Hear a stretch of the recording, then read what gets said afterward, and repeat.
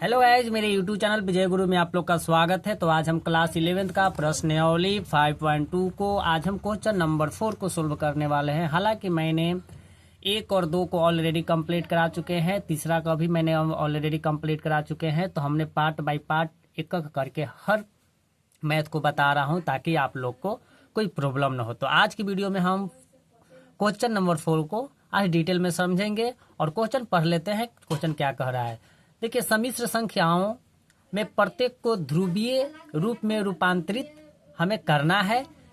यानी हमें सम्मिश्र संख्या दे रखा है और इसे हमें ध्रुवीय रूप में रूपांतरित करना है। तो चलिए किताब को कर लेते हैं साइड और अपने पास एनसीईआरटी क्लास 11th का किताब जरूर रखें ताकि आप लोग को आसान हो जाए। तो किताब को कर लेते हैं साइड। तो मैंने क्वेश्चन को यहाँ पे आप लोग को देखो दिख रहा होगा कि क्वेश्चन हमने उतार लिया। हमें सम्मिश्र संख्या दे रखा है, कहे तो कॉम्प्लेक्स नंबर हमें दे रखा है और कॉम्प्लेक्स नंबर को हम रिप्रेजेंट जेड से करते हैं। तो यहाँ पर हम लिख लेते हैं, यहाँ पर बच्चों हम कॉम्प्लेक्स नंबर को जेड से हम रिप्रेजेंट करते हैं। जेड का फॉर्मूला जो होता है ए प्लस ओटा बी होता है, ये होता है।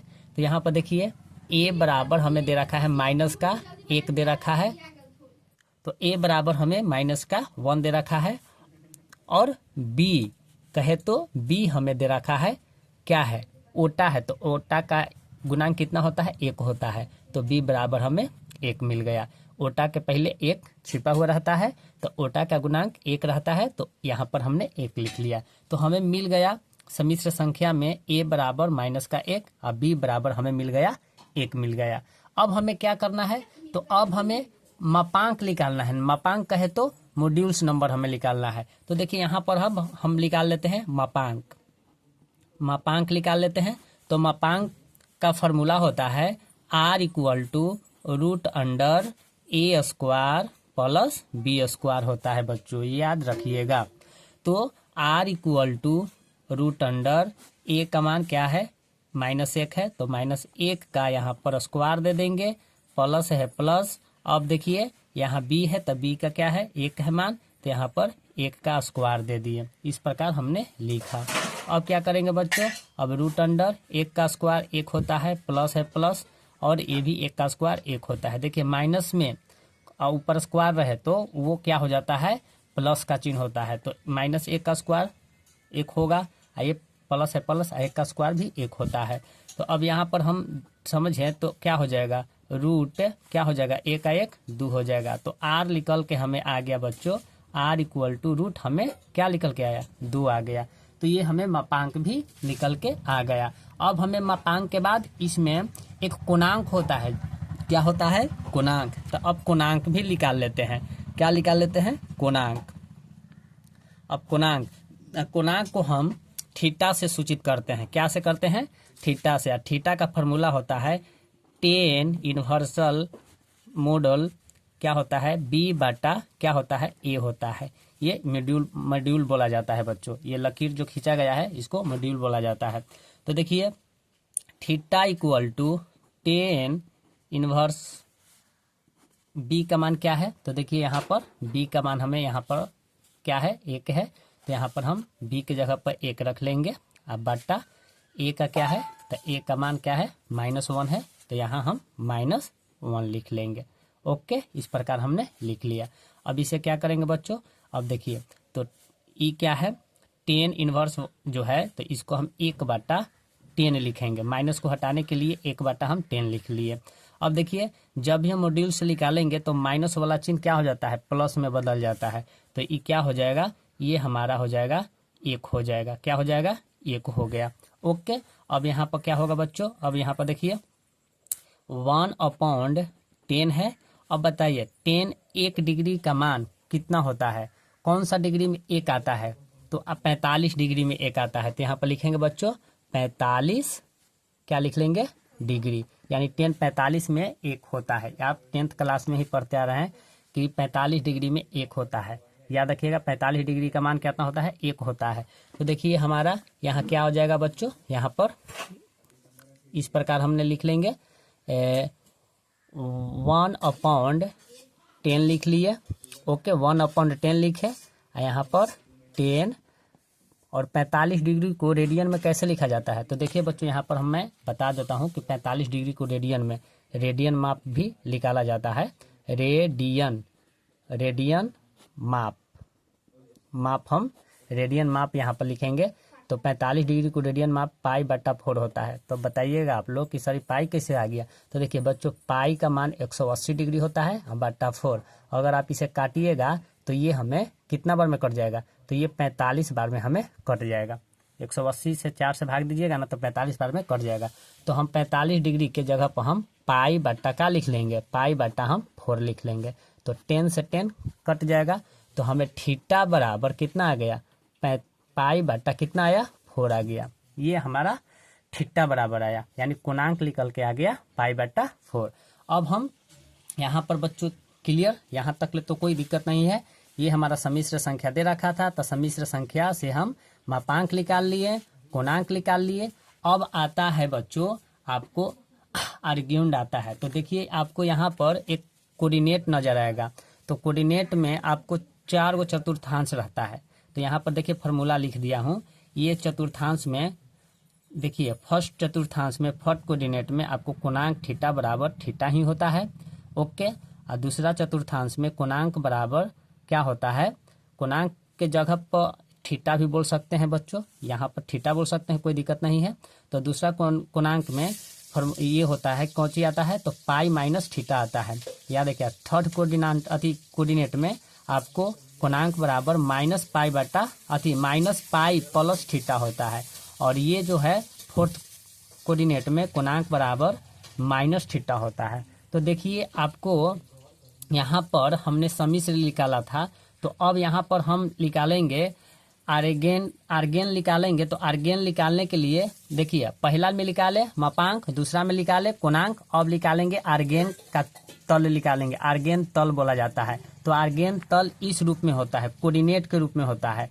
तो देखिए अब यहाँ पर आर्गेन निकालने के लिए हमें सम्मिश्र संख्या में आया जाता है। तो सम्मिश्र संख्या को परखेंगे कि देखिए एगो है माइनस और एक है प्लस। तो देखिए माइनस प्लस कौन सा कोऑर्डिनेट में आता है? तो एक बात और बच्चों, ये 4 कोऑर्डिनेट है, तो याद रखिएगा फर्स्ट कोऑर्डिनेट में प्लस प्लस होता है, सेकेंड कोऑर्डिनेट में माइनस प्लस होता है, अब थर्ड कोऑर्डिनेट में माइनस माइनस होता है, अब फोर्थ कोऑर्डिनेट में प्लस माइनस होता है। तो बताइए कि कौन सा कोऑर्डिनेट में आगे माइनस है तब प्लस है? तो हमें दूसरा चतुर्थांश में नजर आ रहा है माइनस प्लस। अब देखिए यहाँ पर भी माइनस प्लस। तो दूसरा चतुर्थांश में जब आए हैं माइनस प्लस, तो इसका फॉर्मूला क्या होता है? कोणांक बराबर पाई-थीटा होता है।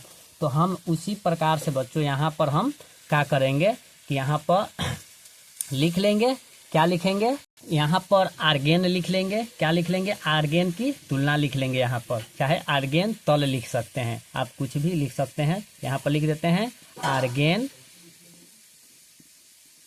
तल, यहाँ पर आर्गेन तल। तो आर्गेन तल, तो अब देखिए आपको क्या समझ में आना चाहिए यहाँ पर कि यहाँ पर हमें दूसरा कोऑर्डिनेट में आया है। तो दूसरा कोऑर्डिनेट में आया है, तो दूसरा कोऑर्डिनेट में आगे माइनस होता है तो प्लस होता है। अब कोणांक के फार्मूला क्या होता है? तो कोणांक के फार्मूला होता है पाई माइनस क्या होता है? थीटा होता है। यही ना होता है, थीटा होता है। देखिए पाई-थीटा होता है दूसरा कोऑर्डिनेट में। तो पाई-थीटा लिखें, और जब पाई है तो यहाँ पर लिखेंगे बच्चों पाई माइनस, और थीटा का मान कितना आया है? यहाँ पर देखिए थीटा का मान हमें पाई/4 आया है। तो यहाँ पर लिखेंगे पाई/4 लिखेंगे। अब लॉसअप पर ले लेंगे एक लिख के नीचे।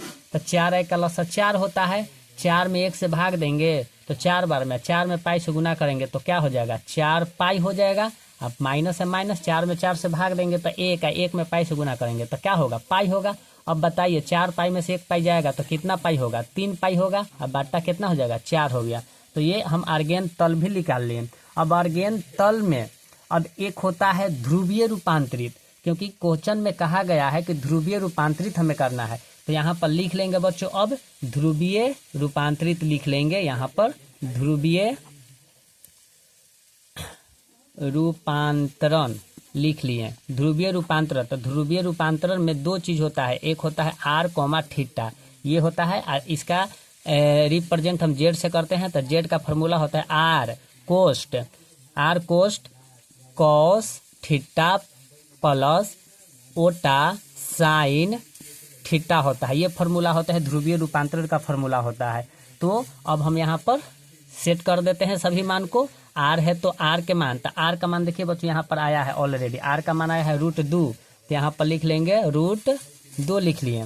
और √2 कोस्ट है, कोस्ट कॉस है तो कॉस लिखे। थीटा का मान तो हमें पता चल गया है कि थीटा के मान हमें कितना आ गया है, तो थीटा का मान हमें यहाँ पर बच्चों देखिए यहाँ पर कितना आया है, यहाँ पर हमें निकल के आ गया है कितना, हमें 3π/4। तो यहाँ पर लिखेंगे 3π/ क्या होगा 4 लिख लिए, प्लस है प्लस, ओटा है ओटा, यहाँ पर साइन है साइन, और फिर थीटा का मान वही लिख लेंगे 3π/4।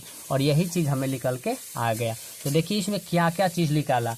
जब भी ध्रुवीय रूपांतरण निकालना हो, ज्ञात करना हो, तो आपको पहला में समिश्र संख्या को मान दे रखा है, उसको अच्छे तरह से पुट कर लेंगे। a बराबर -1 तो -1, b बराबर ओटा का गुणांक 1 है तो 1। तो ये हमारा समिश्र संख्या कहे तो कॉम्प्लेक्स नंबर निकल के आ गया। और अब हमें कॉम्प्लेक्स के बाद आता है मापांक, जो कि बोला जाता है मॉड्यूल्स बोला जाता है। तो मॉड्यूल्स निकालेंगे, तो मॉड्यूल्स निकाल के हमें आया r बराबर √2 आया। फिर उसके बाद होता है पूर्णांक, पूर्णांक कहे तो आर्ग्यूमेंट बोला जाता है, आर्ग्यूमेंट बोला जाता है। तो आर्ग्यूमेंट निकाले, तो आर्ग्यूमेंट निकाले तो हमें थीटा का मान कितना आ गया, π/4 आया। फिर उसके बाद आपको आर्गेंड निकालना होता है, आर्गेन तल निकालना होता है। आर्गेन तल के लिए आपको ये फार्मूला की जरूरत होगा, ये कोऑर्डिनेट की जरूरत होगा। तो ये कोऑर्डिनेट आप याद रख लीजिएगा, तो आपको से बहुत परफेक्ट रहेगा आपको लिए। तो आर्गेंट निकाले, तो आर्गेंट निकाल के हमें आ गया 3π/ क्या आ गया, ये हमें 3π/4 आया। फिर उसके बाद बच्चों निकाला जाता है ध्रुवीय रूपांतरण। ध्रुवीय रूपांतरण का फॉर्मूला होता है z = √cos थीटा प्लस ओटा साइन थीटा होता है। तो इस प्रकार हमने यहाँ पर निकाल के आप लोग को आंसर ला दिए। आपको किताब में आपको आंसर मिल जाएगा, परफेक्ट तरीका से आपको आंसर मिल जाएगा। तो कोई दिक्कत कोई परेशानी नहीं। तो बच्चों यही हमारा आज की क्लास था, जो कि आपको प्रश्नावली 5.2 का क्वेश्चन नंबर 4 आपको डिटेल में समझा दिए। अगर वीडियो अच्छा लगा हो तो लाइक, सब्सक्राइब एंड शेयर जरूर करें, और अपने दोस्तों के साथ अधिक से अधिक शेयर करें। जय हिंद।